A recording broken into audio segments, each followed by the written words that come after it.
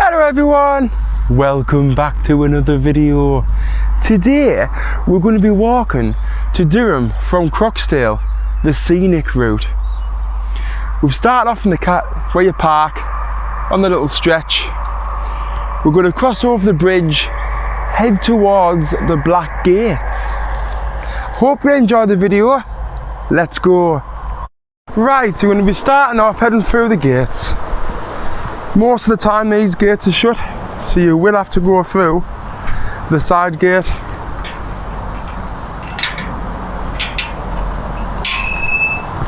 That's what you would do. Go past the little house. I've always loved this little house. I was reading earlier on and it said it was 17th century. Following the path down into the Croxdale estate.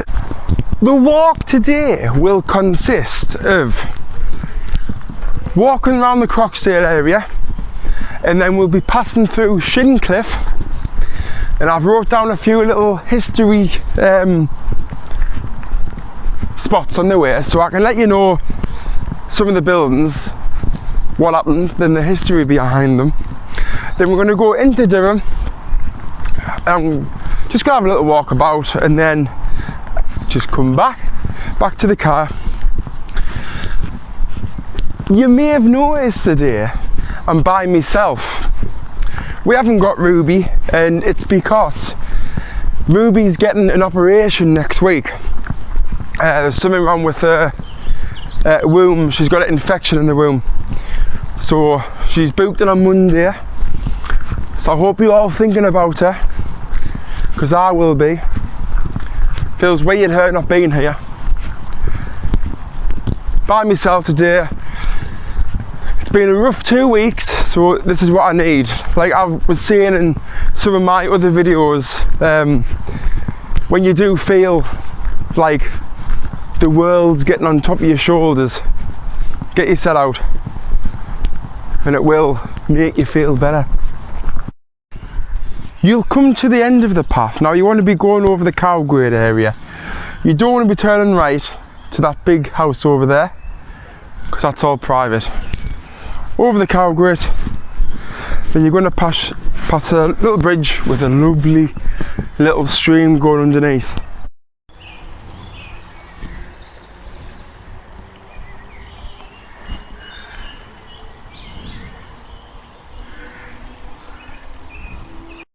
On the way up you'll see some steps. Turn right, follow the steps up.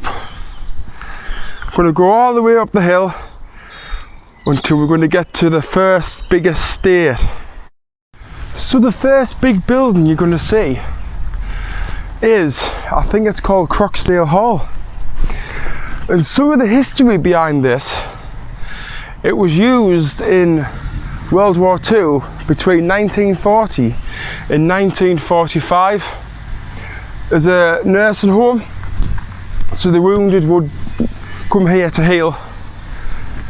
And from 1945 to roughly 1954 it was used as a maternity home, and then after that it was bought by a family, and it's been privatised ever since.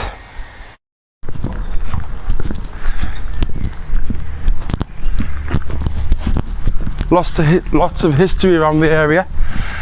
It looks like they're redoing the church. Very nice.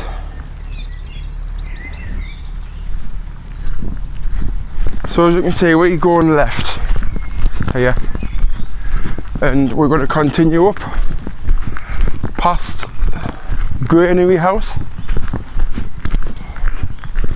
past some more estates. What you'll find is on this path / road, there's lots of little public pathways that's going to veer off. As you can see, there's two here, one there and one there. We're not going to be going that way. We're going to be sticking on this back road / path. And you want to be on this for about a mile, I would say, and then you're going to come to a lovely farmhouse, which I'm going to try and get some footage of. Last time I was here they had peacocks, proper nice, but I've come well prepared today, so I've brought food because I was starving last time. I didn't even have no emergency rice pudding, and I brought coffee. So we're going to get to Durham and I'm going to have 10 minutes sit down in the square and have some bait. I hope you can get this, but the whole way on the left hand side you see all lovely colours.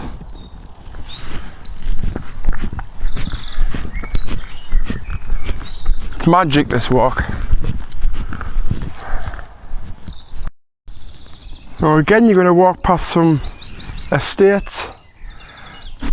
I don't know the history on these, I couldn't find anything. But they're absolutely gorgeous houses. You can go, you could have gone left about a mile back to where we started from, and it would bring you up. I think it's called Butterwick Wood.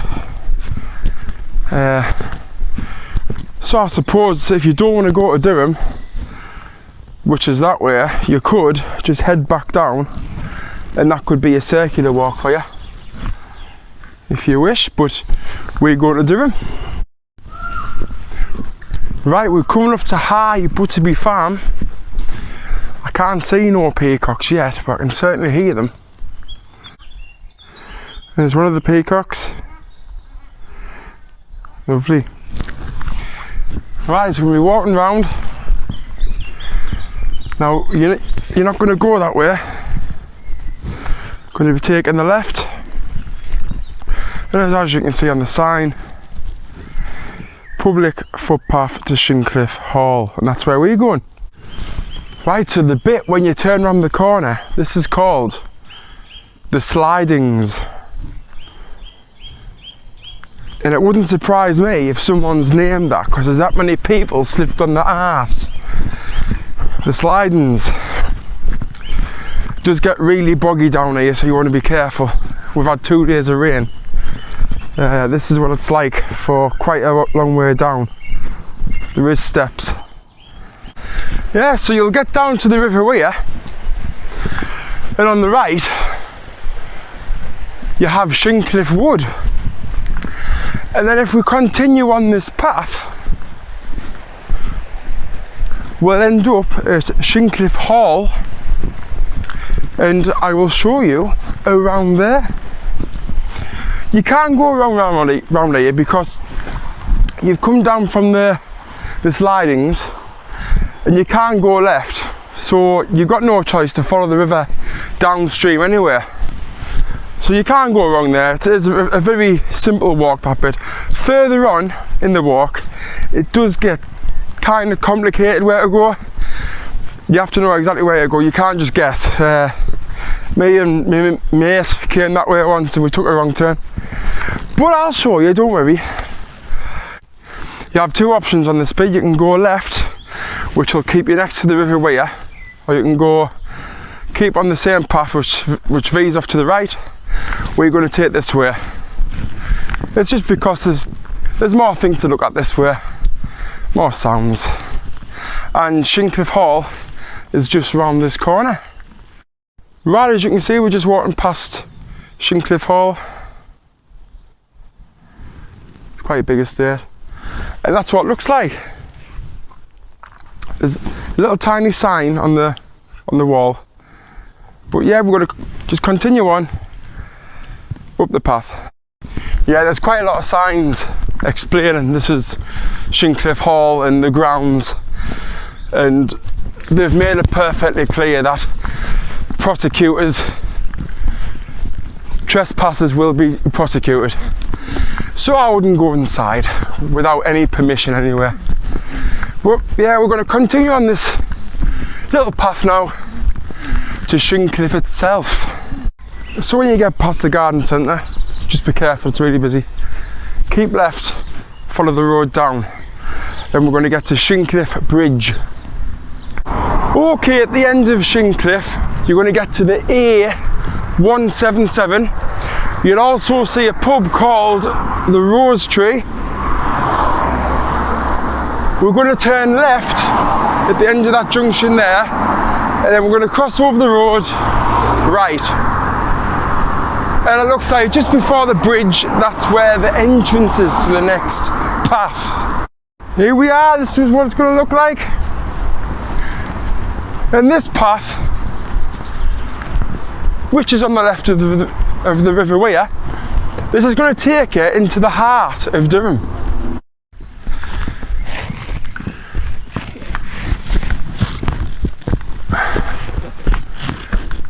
Walk at the top of one of the bridges.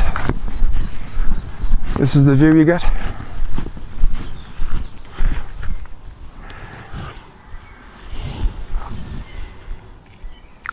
So, was this an old train line or what? What is this? If you know, comment and let us know. Right, so when you've walked further on the path next to the River Weir, you come to the wood on the right hand side.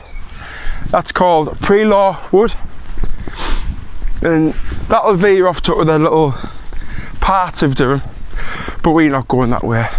If we follow on the river, got the boathouse to the left.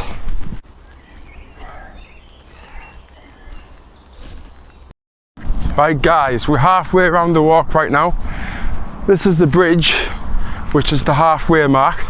We're going to be starting to get on that side of the river. So I'm going to let you go for now and have a walk around Durham, and I'll get back to you. I'll see you in a bit.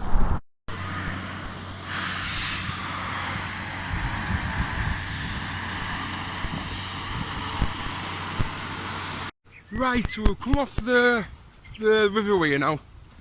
We've just passed the boat club there. And now you're going to come to some yellow and blue. Then you turn left into a forest. And this is going to be straight up for round about a mile. And then we'll get to the next checkpoint. So we'll get to a point where we're going to veer off left. We'll just follow on the river still, but you do have that choice to go right, which you're not going to take. Continue left, upstream. Right, so we've crossed over the A177. You literally just go straight over the road and you'll see a gap. We've entered another mini forest. We just continue straight up, and then you'll get to a little B road. Yeah, we at Hoffel Discovery Trail from the looks of it. So we've walked up the B road now, and as you can see,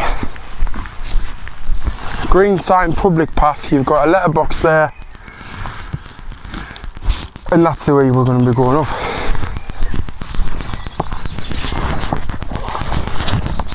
Been alright so far, apart from the rain, but it's only rain. I've come well prepared. Yeah, keep going. I really enjoy going to Durham. It's fantastic sitting down, having a bait on one of the statues at the bottom of it. Everyone's just going on the business. Lovely. Packed. Absolutely chock-a Durham. Nice to be there. Be outside around other people. We just got up the old railway track at the minute. There's lots of different routes where you can veer off right or left, but you want to be going straight up really until it forks off, and then you want to be taking the left. Just where it forks off, so here's the sign to Santiago, but we're not going to go right. Left, up the hill, and then we're going to be heading towards the River Brownie. Down the hill, and look at all the colours. That's gorgeous.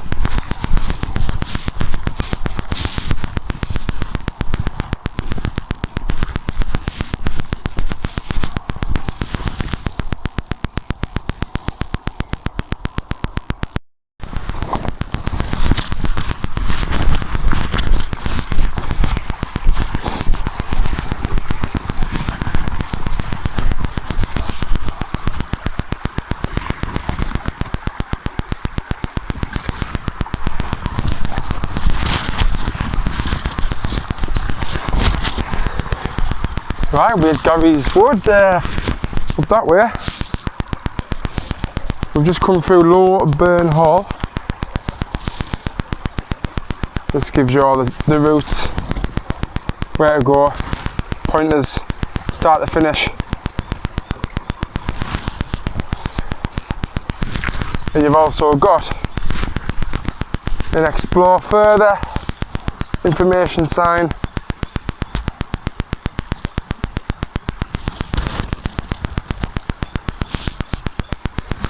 Excellent. When I first came down this way, I thought this was a fire pit,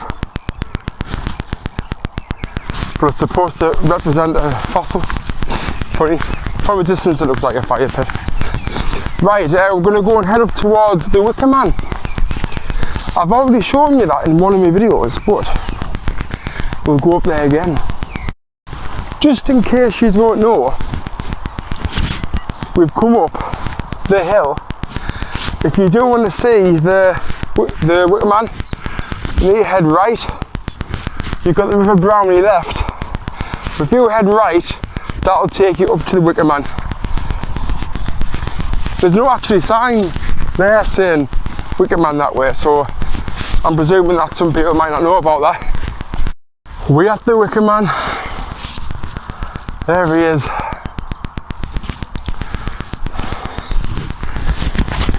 That's quite high to get up, but it's worth it when you get up.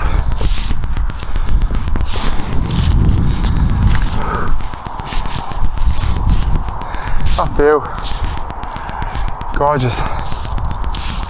And you've got a few options to head back to Croxdale, but really you want to be heading down back towards near the river and along to the hotel.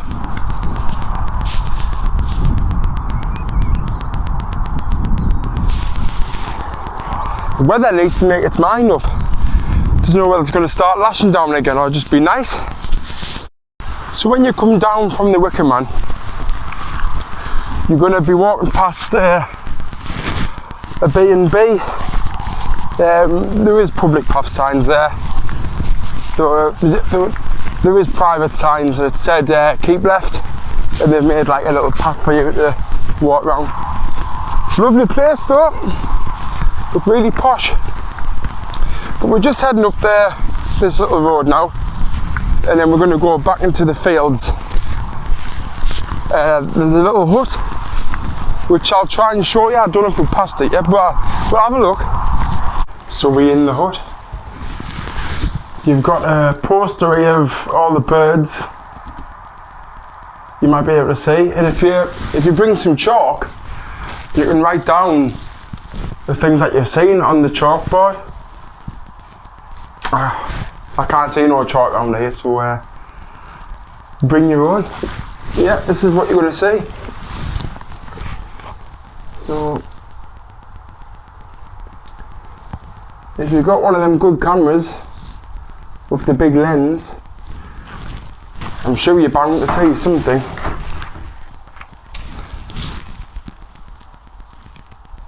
Get yourself down here and have a look.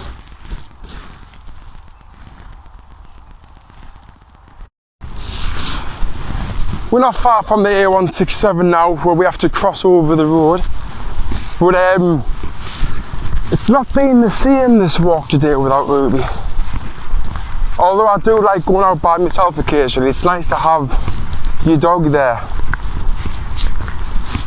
Most dog owners, a little bit crazy because you always talk to your dogs, but it's not exactly been the same. I've really enjoyed it because, like I said 2 weeks ago, my head was all over the place.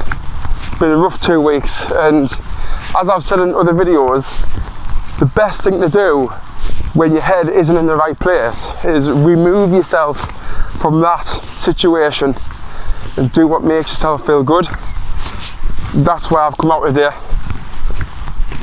It's done me the world of good, that. We're back in the car now. The idea was for this walk is to do it in 2 sections, so if people wanted just to do 1 section, then you've got that. Or if you want to do section 2, you've got that on there as well. But I hope you've enjoyed the video. Don't forget to like it, subscribe, and why don't you watch some more? See you later on.